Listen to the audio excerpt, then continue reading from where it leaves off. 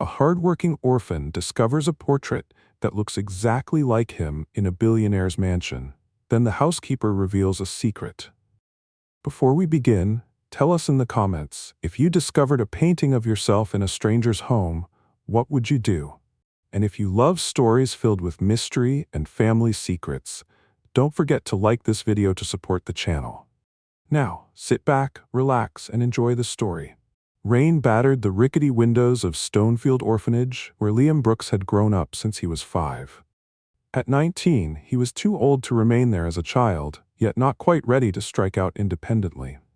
The orphanage's kindly director, Miss Tremont, allowed him an extended stay in exchange for helping fix leaky pipes, repaint peeling walls, and mentor younger kids.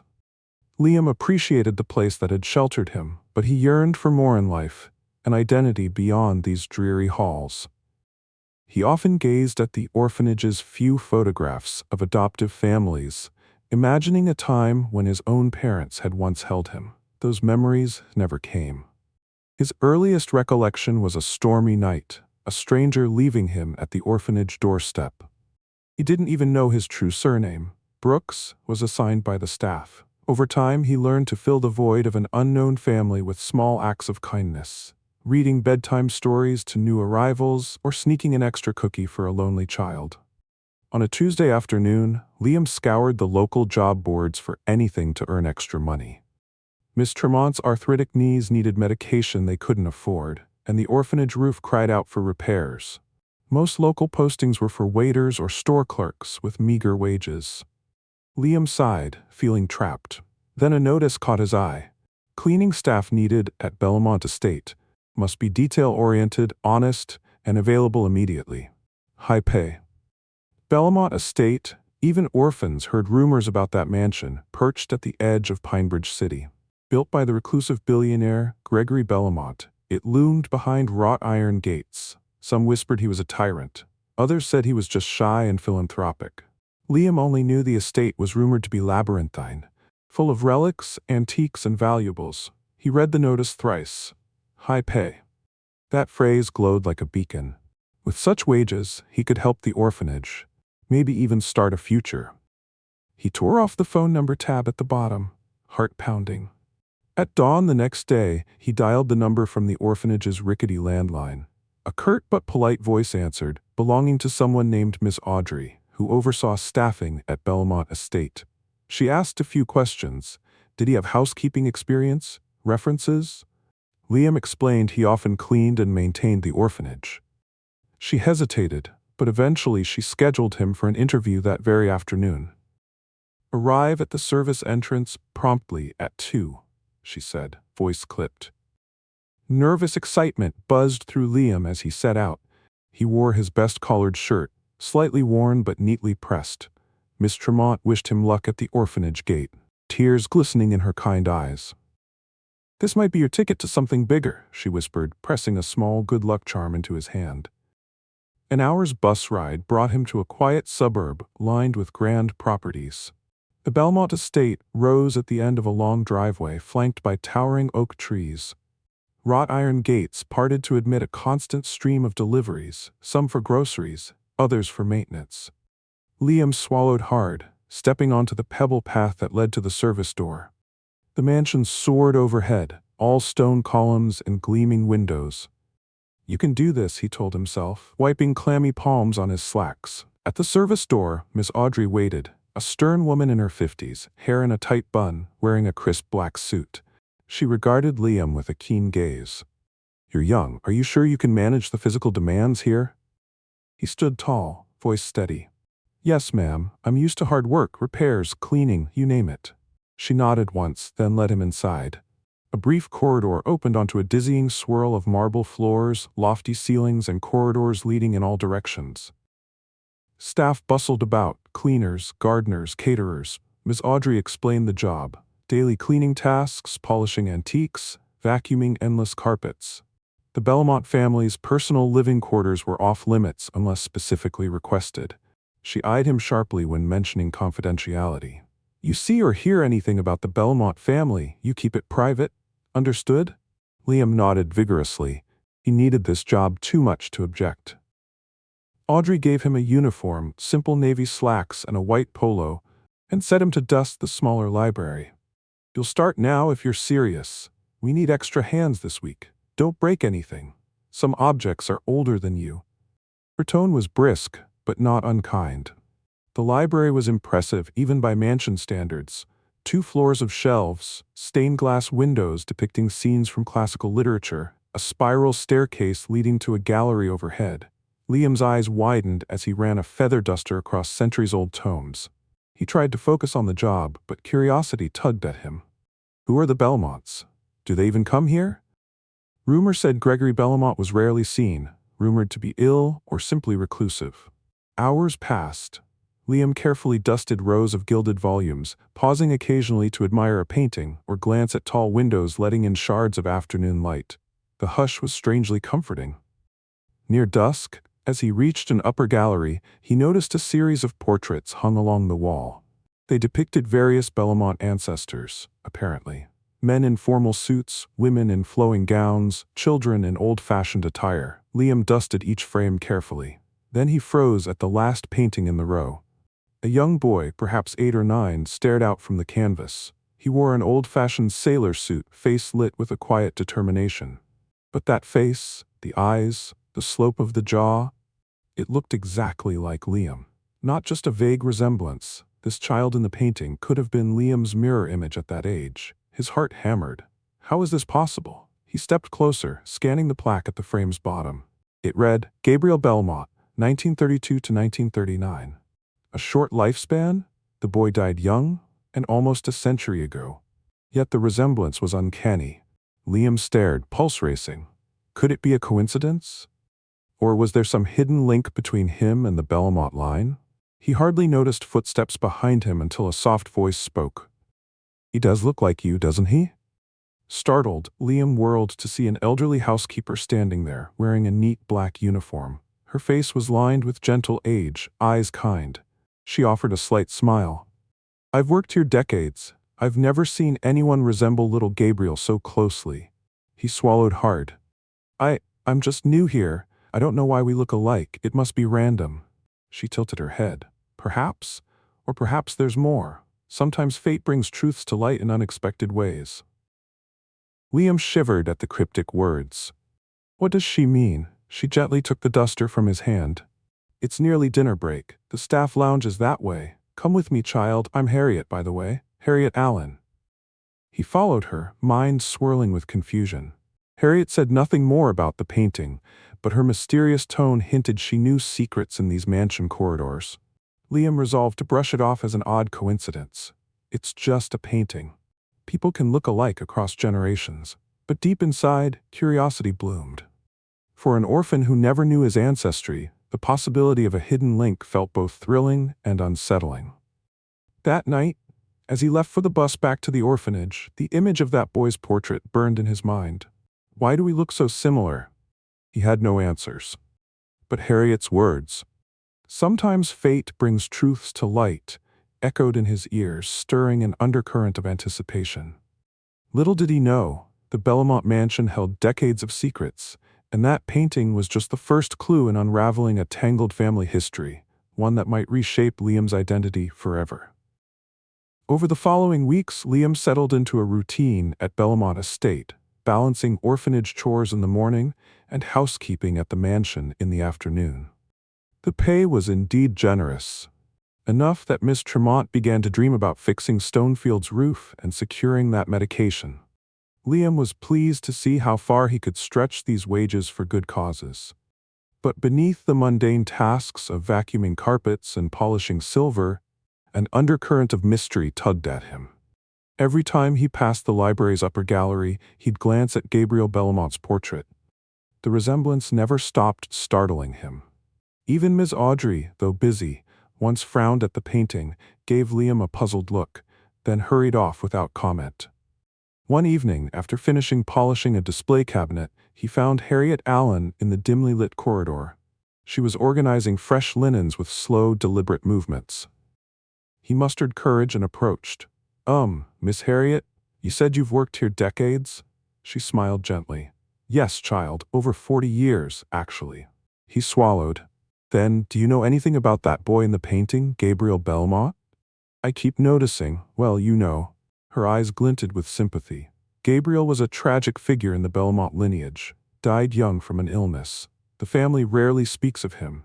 Some say it's cursed. Others claim there was more behind his death. A shiver prickled Liam's skin. You think there's a secret around it? She sighed, folding a linen carefully. In a house this old, secrets weave through the walls. I can't be certain. But I do recall an old diary once kept by the Belmont nursemaid. She wrote about young Gabriel's illness and tensions in the family. Some say that diary vanished decades ago. He hesitated, curiosity blazing. Vanished? If we found it, maybe we'd learn the truth? Harriet chuckled softly. Few dare to rummage the Belmont archives. Mr. Gregory Belmont is quite private, but if you truly are determined, you might start in the attic or the old storage rooms. Many items gather dust there. She patted his arm. Be careful, though. Miss Audrey wouldn't appreciate staff meddling in family history. And if Mr. Belmont found out, you could lose your position. Liam's stomach fluttered with both excitement and unease. The rational side told him not to poke around, but the orphan within him longed for answers. What if this leads to my heritage? The notion seemed outlandish, but the boy in that painting stoked hope. Perhaps Harriet recognized that glimmer in his eye, for she simply nodded, stepping away. Sometimes, child, the heart's quest outweighs caution. That night, after returning to the orphanage, Liam couldn't sleep. The hush of Stonefield's corridors felt heavier than usual. He tossed and turned, imagination churning with scenarios. Was his unknown lineage linked to Belmont? Or was he chasing illusions? Eventually, he resolved to do a little searching in the mansion's hidden corners, just enough to quell his curiosity. A few days later, opportunity struck. Miss Audrey assigned him to reorganize an old storeroom at the mansion's east wing, an area rarely used, stacked with crates from bygone eras. He'd be alone for hours. Perfect. With trembling resolve, he began sifting through dusty boxes labeled linens, seasonal decor, and old records. Most boxes contained holiday ornaments or tattered guest logs. He coughed at the swirling dust, carefully reading half-faded labels. Nearly 2 hours in, he came upon a wooden trunk bearing an ornate B monogram. Hoping for a clue, he opened it. Inside lay yellowed letters, some old photographs, a broken watch, and a slim leather-bound journal labeled Nursemaid's Diary, 1939. His pulse surged. Harriet's rumor about a nursemaid diary must be real. He hesitated. Reading personal family diaries was invasive, but the painting's resemblance gnawed at him. I must see if it reveals anything. He carefully lifted it, scanning the brittle pages. The entries described the daily care of young Gabriel Belmont, his gentle spirit, and the family's fractious arguments over inheritance. The nursemaid wrote in trembling script about how Master Gabriel fell ill with a mysterious fever. Physicians couldn't cure him. Then, an ominous mention, I fear it's not merely an illness. The rumor of a changeling or hidden baby switch circulates. The Belmont line demands a rightful heir. The tension among the adults is fierce. I must protect Gabriel. Liam's hands shook. A baby switch? Tension about rightful heirs? The last entries grew frantic, referencing how Gabriel disappeared before his reported death, like the nursemaid suspected a cover-up. The final page ended abruptly. They're coming. I hear footsteps. If anything befalls me, I pray someone uncovers the truth. Gabriel Belmont was not the one they claimed. Another child. The writing cut off in a smudge, as if the nursemaid was dragged away mid-sentence. A wave of goosebumps rolled over Liam's skin.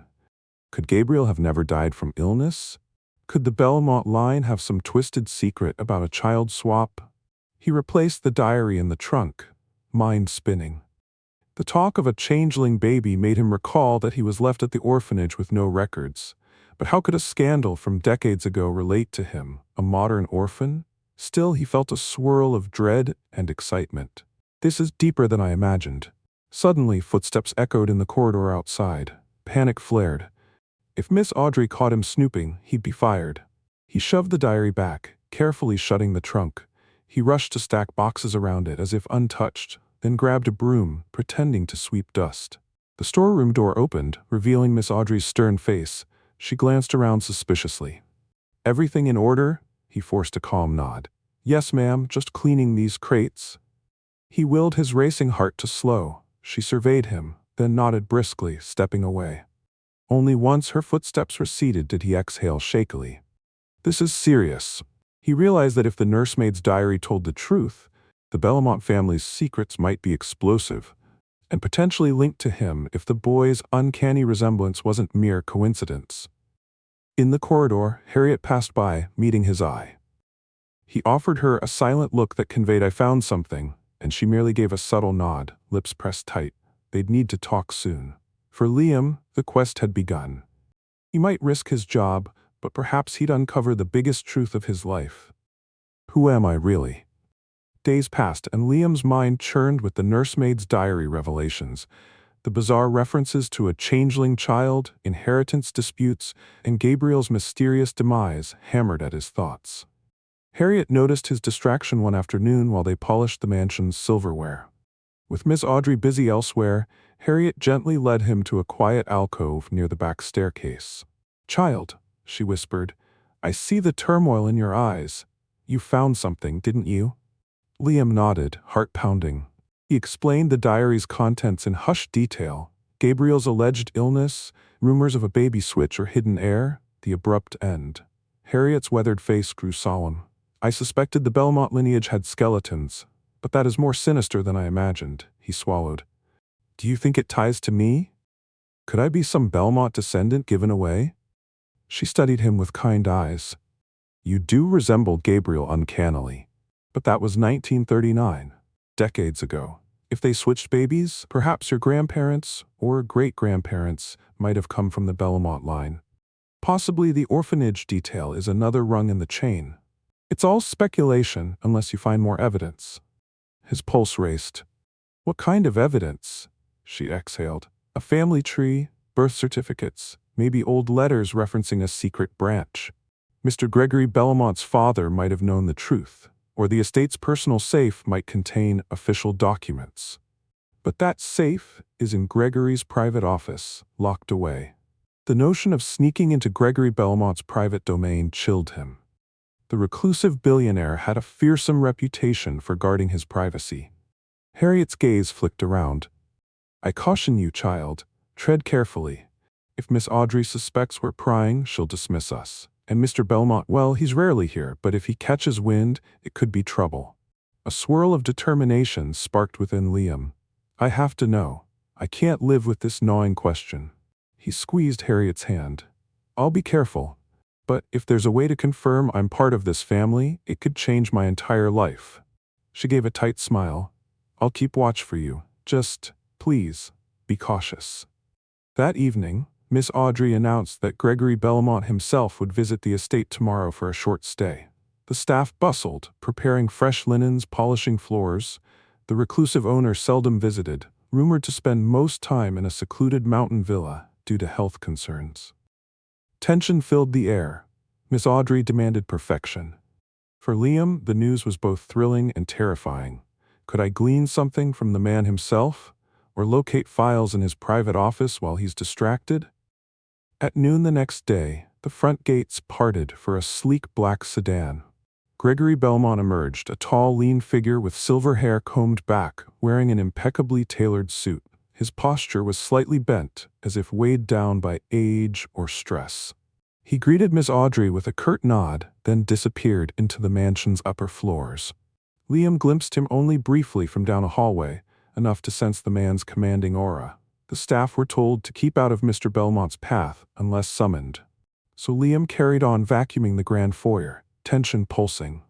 Mid-afternoon, Harriet quietly passed him a note. "He'll dine in the formal hall at 7 p.m. That may be your chance to check his study if you're truly determined." His throat tightened. This is it. He recalled the route Harriet had once pointed out, the east corridor leading to a locked door marked private. After dinner, Gregory Bellamont would presumably remain in the dining hall, giving Liam a window to slip in if he found the door unlocked or located a spare key. As the clock neared 7 p.m., the staff assembled dinner for Mr. Bellamont, who insisted on dining alone. Ms. Audrey hovered nervously. Harriet discreetly signaled Liam to slip away. Heart hammering, he crept down the deserted corridor. The overhead lights were dim, and each footstep on polished marble sounded too loud. He reached the door with a small plaque, "Private Study." Painted a deep burgundy, its brass handle glinted. He tested it. Locked. Of course. Anxiety churned. Harriet had mentioned staff occasionally used master keys for maintenance. She'd left him one in the cleaning closet. Quickly, he fetched it, returning to the door. With shaking fingers, he inserted the key. A soft click. The door swung open. Inside, a hush reigned. Heavy drapes blocked the windows. A mahogany desk dominated the room, papers stacked neatly. Bookcases lined the walls. A single lamp cast a muted glow. Where do I start? He carefully closed the door, scanning for a safe or filing cabinets. On the far side, he spotted a tall wooden cabinet with a combination lock. A good place to hide official documents. He pressed his ear to it, fiddling with the dial, but no luck. Then he noticed a desk drawer, locked, but possibly easier to break than a safe. He rummaged for a small letter opener, gently prying the drawer. After a tense minute, the lock gave way with a creak. Inside lay a handful of letters, some property deeds, and an ornate wooden box. He opened the box to reveal a stack of old photographs. Liam's breath caught. One photo showed the same nursemaid from the diary, holding a smiling toddler who resembled Gabriel. Another depicted a funeral scene with a small coffin, though the child in the coffin was unclear. Then an envelope labeled "Final Testament, Richard Bellamont." Richard Bellamont was Gregory's father, Harriet had once mentioned. Liam carefully opened the envelope. A single typed page bore a heading, "In the event of rightful heir's return." His heart pounded, scanning the lines. It described how if the rightful Bellamont descendant, the missing child's line, ever came forth with proof, they'd inherit a portion of the estate. The document alluded to a hush-hush arrangement that the real child had been whisked away, replaced by a ringer for the public funeral. The coffin was empty. Stunned, Liam realized the rumors were true. Gabriel never died of illness. He was hidden away. This testament wanted to preserve the rightful line's claim if they were discovered. Liam's hands trembled. The orphan inside him howled. Could I be Gabriel's descendant? Just then, footsteps pounded outside the study door. No time to hide everything. Panicking, he stuffed the testament back, locked the drawer as best he could, but in his haste, the letter opener clanged on the floor. The door handle rattled. Horror seized him. "I'm caught." The handle turned. The door opened. Gregory Bellamont himself stood there, pale eyes drilling into Liam. His voice rang cold. "What are you doing in my private study?" Liam's heart hammered so violently he could barely speak. He was about to pay dearly for prying into secrets that might shatter the entire Bellamont lineage. For a moment, time froze. The reclusive billionaire stared at Liam, face darkening. Ms. Audrey hovered behind him, looking alarmed. Liam felt the letter opener near his foot, evidence of forced entry. He swallowed hard. Caught red-handed. Mr. Bellamont's voice sliced the silence. "You're one of the cleaning staff, yes? Why are you meddling in locked drawers?" Fear clenched Liam's stomach, but Harriet's earlier words about fate flickered in his mind. Maybe honesty is the only way. He inhaled shakily. I'm sorry, I was investigating something about Gabriel Bellamont." Gregory's eyes narrowed dangerously at the mention of Gabriel. A hush fell. Ms. Audrey attempted to interject. "Sir, I can dismiss." He raised a hand, silencing her. "Explain," he demanded, stepping forward. "What do you know about Gabriel Bellamont?" Liam forced himself to hold the billionaire's gaze. "I look exactly like him. Everyone sees it. I found an old diary, hints that Gabriel might not have truly died. I needed answers about a possible baby switch. I'm an orphan, and His throat closed. "I had to know if I was connected to your family line." The older man's expression twisted. Shock and anger battled in his eyes. "You think you are some Bellamont bastard child? Ridiculous. That was nearly a century ago." He broke off, a tremor in his voice. "That story is nothing but old rumors. Let the dead rest." Fury flared within Liam. "He's dismissing me so easily? But your father's testament, the nursemaid's diary, these documents say otherwise. There was a hidden child, an empty coffin. The real Gabriel might have escaped, and his descendants might exist." Ms. Audrey clutched her clipboard, face pale. "Sir, I had no idea he was rummaging. I'll fire him at once." Gregory Bellamont's glare pinned her. Then his anger shifted to pensive calculation. He pressed a hand to his temple, almost as if in pain. My father used to rant about a missing branch of the family. I dismissed it as senility. If you have so easily uncovered these documents, perhaps there is more truth than I thought. A tense hush. Liam's heart pounded. Was Mr. Bellamont actually listening? The older man exhaled, glancing at Miss Audrey. Leave us. Now. She hesitated, then hurried out. He turned to Liam, eyes hard.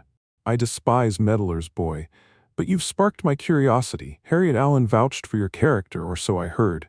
You have 5 minutes to show me proof of your claims. 5 minutes. Better than immediate dismissal. Liam swallowed, retrieving the nursemaid's diary from a hidden pocket in his uniform apron. He'd secretly pocketed it earlier for deeper reading. Gregory's eyebrows rose as Liam handed it over. The older man scanned the final pages, lips tightening. Then, Liam carefully produced a partial photograph from the letter opener fiasco. He'd grabbed it too, a shot of the empty small coffin. Mr. Bellamont's face paled. He murmured, Father, so you were telling the truth. Gabriel wasn't truly in that coffin. Then he glared at Liam. But how does this prove you're of that bloodline? Liam's cheeks flamed. I can't prove it yet, but the resemblance, the timing, my unknown heritage, I suspect I'm a descendant of the real Gabriel. If you allow me a DNA test or genealogical check, we could confirm or deny it. Silence. The idea of a staff boy requesting a DNA test with the Bellamont patriarch sounded absurd. Mr. Bellamont's expression cycled from disbelief to grudging acceptance. At last, he clicked his tongue. You risked your job, your freedom, just to find out if you're part of this cursed line? Liam nodded fiercely. I grew up with no family, no name. Even if it's a tiny chance, I have to know. Gregory exhaled shakily, seeming older than before. Fine. But do not spread this to the staff or press. If you're lying, I'll destroy you. If you're telling the truth, we'll see.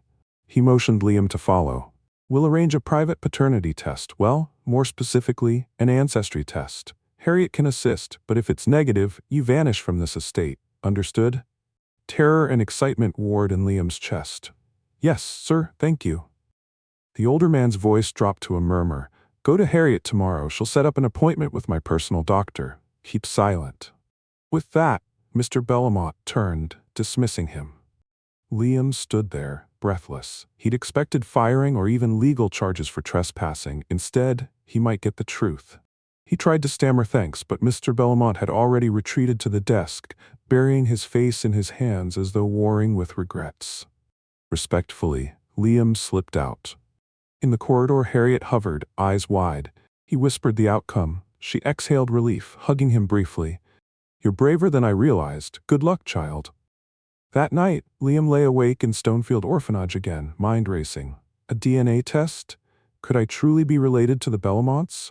If so, what then? He thought of Miss Tremont, the orphanage's dire finances, how one day he could help them beyond measure if he had resources. But also the risk. If he was an imposter, or if this turned negative, he'd lose everything. Possibly he'd never return to Bellamont Estate. Anxiety weighed heavy. Is it worth it? He pictured the painting of Gabriel, the nursemaid's frantic diary, the coffin photograph. A swirl of sorrow for that child's forced disappearance stoked his determination. I owe it to him and to myself to find the truth, he whispered. The battered old bed creaked as he turned over, heart hammering with equal parts dread and hope. He promised the memory of that lost Bellamont boy. I'll finish what the nursemaid started. I'll uncover the truth, no matter the cost. Little did he know, the test's outcome would trigger a chain reaction, exposing more betrayals, forging unexpected alliances, and forcing Gregory Bellamont to confront a legacy of secrets that threatened to tear the entire family line apart. And at the center, Liam would stand, an orphan on the brink of discovering the family he never knew he had. Early the next morning, Harriet discreetly guided Liam to a small side gate, where a private car waited, a stern-faced driver in a black suit behind the wheel. He ushered them inside, no word spoken. The drive led them to an exclusive medical facility downtown, where Mr. Bellamont's personal physician, Dr. Halverson, greeted them with stiff politeness. The entire process felt surreal, like stepping into a world of quiet power, where instructions were followed without question. In a private exam room, Dr. Halverson collected blood samples from Liam, Harriet observing anxiously. "We'll compare this sample against the Belmont genealogical markers," he explained. "We maintain a DNA database from previous family medical screenings. The testing would be done in-house, ensuring confidentiality." Halverson's demeanor suggested he was no stranger to hush-hush requests from the Belmont patriarch. Afterward, Liam returned to work at the estate, nerves frayed. Harriet told him results might take days. Each hour felt like a lifetime. Meanwhile, Miss Audrey assigned him the usual tasks, none the wiser about the test. Gregory Belmont remained mostly out of sight, presumably awaiting the results with a guarded hush. A few days later, Harriet found Liam in the second-floor parlor, polishing a chandelier. She motioned him aside. "The results are in," she whispered, face unreadable. "Mr. Belmont wants to see you in his study. Hurry, child." Heart pounding, Liam set aside his polishing gear and headed for the private study. The door was ajar. Inside, Mr. Belmont stood by the window, hands clasped behind his back. Miss Audrey was nowhere in sight. Harriet closed the door, stepping aside to let them speak in private. Gregory turned, eyes intense. In his hand, he held a sealed envelope. "Your test results," he said softly, voice thick with emotion. "Would you like to open them, or shall I?" Liam's throat was too tight to speak. He simply nodded for the older man to proceed. Carefully, Gregory tore open the envelope, extracting a single sheet. He scanned it, color draining from his face. Then, unbelievably, tears glistened in his eyes. He sank into a chair, pressing a hand to his mouth. "Oh, God," he murmured, voice trembling. Alarm flooded Liam. "Sir, what does it say?" Gregory inhaled shakily. "It confirms your paternal lineage descends directly from Gabriel Belmont's bloodline, which is also the main Belmont line. You are indeed a Belmont heir." He looked up, face etched with shock. "You are my grandnephew, or something akin to it. The details are complicated by the generational gap, but the genetic match is strong." The words crashed over Liam like a tidal wave. "I am Belmont family." His legs felt weak. He stumbled back against the desk, tears burning. All his life he'd longed for a name, a place. Now he had it, and it was massive, tied to an empire. "This is real?" he whispered. Gregory exhaled a trembling breath. "Yes, the missing branch from Gabriel's line apparently carried on in secret, eventually leading to you. My father always ranted about the rightful heir lost in 1939, but I never believed him. Now, it's real. You're living proof." A swirl of emotion battered Liam. Relief at having a lineage, sadness for the decades of hidden sorrow, fear of what this meant. "What, now?" he asked. Gregory Belmont rose, pacing. "Legally, you have a claim to part of the Belmont estate. The fortune is huge, but more than money, you have the right to call yourself part of this family." He paused, gripping the desk's edge. "Yet we must handle this carefully. If the media learns of a sudden heir, the board might push for re-evaluations. My health is precarious. I can't face a scandal, but I won't deny you your birthright." Liam's mind spun. He'd come from an orphanage struggling for every dollar, and now... "I don't want to cause chaos. I only wanted to know who I am." Gregory's gaze softened. "You are a Belmont. The events in 1939 robbed your branch of that identity. I won't perpetuate that injustice." Then he cleared his throat, his composure returning. "However, I propose we keep this secret while we craft a plan. We can gradually introduce you as a distant relative or cousin. Let me handle the legal side. You'll remain working here quietly, for now." Relief warred with anxiety. Is that wise? But perhaps he needed time to process everything. "I'll follow your lead," Liam said softly. Gregory nodded, beckoning Harriet forward. She'd lingered near the door, listening quietly. "Harriet, you've known this house intimately," he said. "I trust your discretion. Help Liam adjust, teach him our family's background discreetly." She gave a small bow. "Of course, sir." Before Liam left the study, Gregory placed a trembling hand on his shoulder. "I was a lonely man, Mr. Brooks. No, Liam, my direct heirs died young, and I never remarried. Now you appear, possibly the only living Belmont of Gabriel's branch. Despite the shock, I'm oddly relieved. The Belmont name needn't end with me." The tenderness in his tone brought tears to Liam's eyes. For the first time, he felt paternal acceptance, albeit from a man who was still practically a stranger. He murmured, "Thank you, Mr. Belmont, I'm grateful." Gregory mustered a faint smile. "Go back to your tasks for now. Harriet will guide you further, and welcome home in a sense." Liam slipped out, heart thundering. "I have a family. Even if half buried by secrets, it was something." In the corridor, Miss Audrey appeared, curious about the meeting's outcome, but Harriet deftly steered her away, letting Liam vanish into a quiet corner to process the life-altering news. That evening, the orphan boy who once had no name walked the opulent halls with a new sense of belonging. He visited the library, gazed again at Gabriel's portrait. This time he felt an unspoken kinship, like greeting a long-lost ancestor. The sorrow in that painted gaze seemed less haunting, as if acknowledging Liam's arrival. He touched the frame gently, whispering, "I'll do right by our family, Gabriel, I promise." But as morning dawned, he realized new storms awaited. The Belmont fortune, the board's watchful eyes, the possibility of unscrupulous relatives or staff who might resent his claim. He needed Harriet's wisdom, and maybe Mr. Belmont's support to navigate these treacherous waters. For now, though, he let hope settle in his heart. "I'm no longer alone," he reminded himself. He had a heritage, and perhaps a future far brighter than he ever dared dream. In the weeks that followed, Gregory Belmont quietly introduced Liam to aspects of the family legacy: ancestral portraits, genealogical charts, even private diaries from his father, Richard Belmont. Harriet accompanied them, offering historical tidbits. Many nights, Liam and Harriet pored over the nursemaid's diary and the letters referencing Gabriel's secret flight from the estate in 1939, likely orchestrated to protect him from internal family feuds over inheritance. Generations later, that lost line produced Liam. For Liam, it was exhilarating and daunting. He still woke each day at the orphanage, refusing to move out abruptly without ensuring Miss Tremont's finances were stable. Meanwhile, Mr. Belmont arranged subtle legal steps, drafting a will that acknowledged Liam as a recognized Belmont descendant. The older man's health worsened, leaving him more reclusive, yet he insisted on forging a bond with Liam through quiet tea sessions in the sunroom, teaching him about the family's philanthropic endeavors. "One day you might lead the Belmont Foundation," he said, voice quavering with age. Rumors in the household staff spread. Ms. Audrey sensed an unusual closeness between the billionaire and the once humble orphan. Harriet's kindly presence shielded Liam from prying questions, but not everyone approved. One afternoon, while Liam polished silver near the dining hall, a middle-aged butler named Crawford sneered at him. "You're quite chummy with Mr. Belmont, aren't you? Don't get ideas above your station."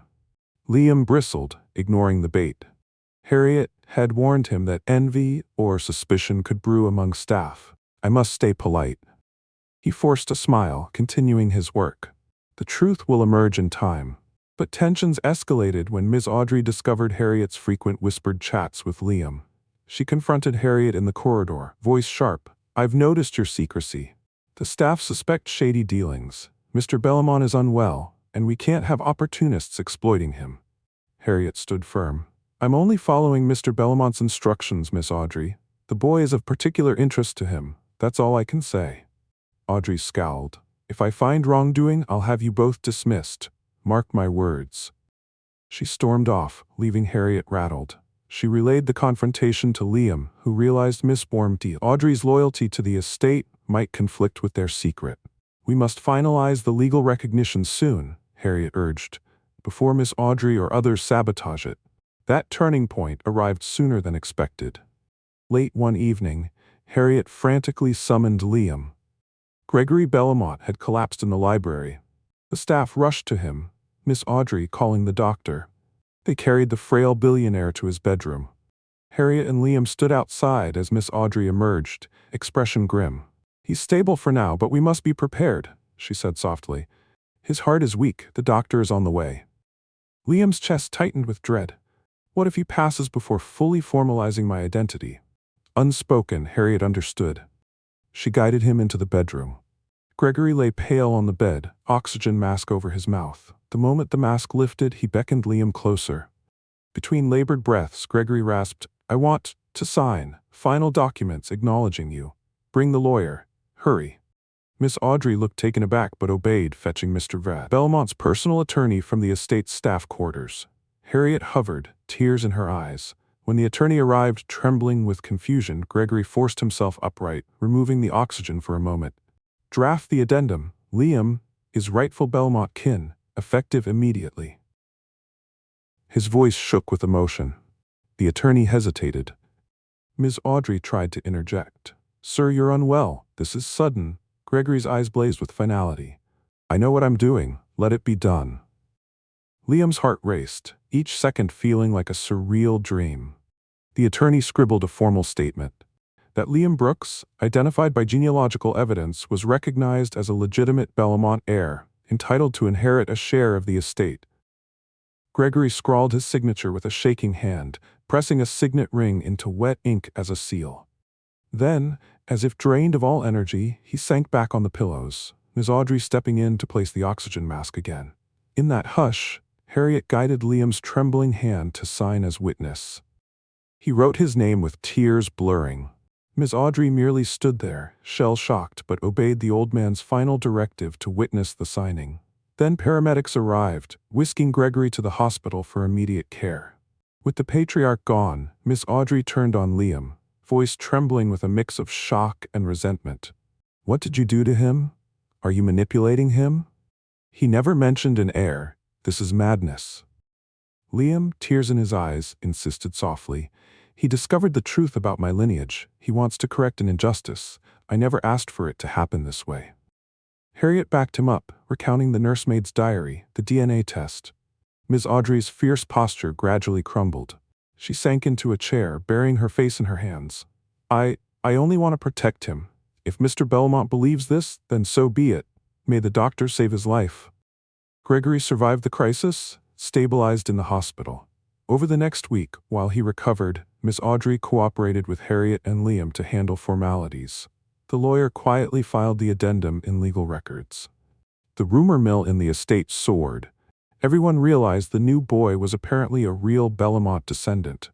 Some staff were supportive, others wary, but no one openly challenged the old man's will. Then, on a bright afternoon, word arrived that Mr. Belmont had regained enough strength to see visitors. Harriet arranged a car and Liam traveled to the hospital. Gregory lay in a private suite, IVs in his arm, face pale but eyes alert. The moment Liam stepped in, the billionaire mustered a weak smile. Come. Closer, he said softly. Liam obeyed, pulling a chair near the bed. Gregory's gaze flicked across Liam's face. You truly do look like Gabriel. So many regrets swirl in me. My father was haunted by that tragedy. If only I'd listened sooner. Liam swallowed, tears threatening. I'm just grateful you gave me a chance, sir. Gregory's eyes shone. Call me Uncle Gregory, or whichever feels comfortable. A watery chuckle escaped. Time is short, but I want us to be family for whatever remains. A surge of affection filled Liam. Uncle Gregory, he said, voice trembling. The older man grasped his hand, tears glinting. They spoke for an hour, about the future of the Belmont estate, the philanthropic foundation, the orphanage that raised Liam. Gregory insisted on visiting Stonefield Orphanage once he was strong enough to personally ensure Miss Tremont's struggles ended. Liam wept quietly, overwhelmed by the generosity, the sense of belonging he'd yearned for. Then Gregory's voice turned solemn. Promise me. You'll keep the Belmont name honorable. Use our fortune to help those in need. Don't let old greed taint you. Harriet always said you had a good heart. That's what matters now. Emotion knotted Liam's throat. I promise. I'll do better than I ever dreamed. A faint smile touched Gregory's lips. In that hush, their bond sealed. Liam realized this was true family, a shared commitment to a legacy, no longer defined by secrets or illusions. A tear slid down Gregory's cheek. Gabriel would be proud, he whispered, closing his eyes to rest. Liam slipped out quietly lit, heart brimming with gratitude. The path ahead would be complex, inheritance transitions, board acceptance, personal identity shifts, but for once in his life, he wasn't alone. Harriet's unwavering support, Miss Audrey's newfound acceptance, and the intangible presence of Gabriel Belmont guided him forward. As he left the hospital, sunlight bathed him in warmth. He touched the B crest on a small pocket watch Gregory had gifted him, a relic from the Belmont treasury. I found my name, my family, my purpose. And with that revelation, the orphan boy stepped into the future, ready to honor the legacy of a century-lost child whose portrait had first captured his reflection and his destiny. A month after Gregory Belmont's hospital discharge, Stonefield Orphanage thrummed with excitement. Renovations were underway. New roof shingles, fresh paint. Miss Tremont tearfully thanked Liam for the mysterious patron who donated funds. In truth, it was a direct gift from the Belmont estate, authorized by Gregory and carried out by Harriet in hush-hush style. That weekend, an elegant black car pulled up outside the orphanage gates. Liam, now recognized publicly as Liam Belmont, stepped out, opening the passenger door for Gregory Belmont himself. The older man leaned on a cane, Harriet at his side. The orphanage children gazed in awe. Miss Tremont greeted them, beaming with gratitude. Gregory met the kids, handing out small gifts, face soft with emotion. "This place helped raise the future of the Belmont line," he quipped, voice shaky but proud. The children clapped, enthralled by the moment. Liam stood behind them, heart swelling as he saw Miss Tremont's tears of joy. As dusk fell, they walked the orphanage gardens, forging a quiet tribute to the past. The century-old wounds of the Belmont family had finally begun to heal through the unlikeliest channel. An orphan boy who discovered a painting of a child who looked just like him. In the golden twilight, Liam gazed at Gregory with gratitude, Harriet with fondness, Miss Tremont with love. Sometimes fate really does bring truths to light, he thought, feeling the weight of the Belmont name rest gently on his shoulders. And for the first time in his life, he felt truly home. If you like this story, be sure to give it a thumbs up. It really helps the channel grow. And if you enjoy stories that embraces your heart, don't forget to subscribe and turn on the notification bell so you never miss a new upload. I'd love to hear your thoughts on this one. Let me know in the comments what stood out to you the most. Thanks for watching, and I'll see you in the next story.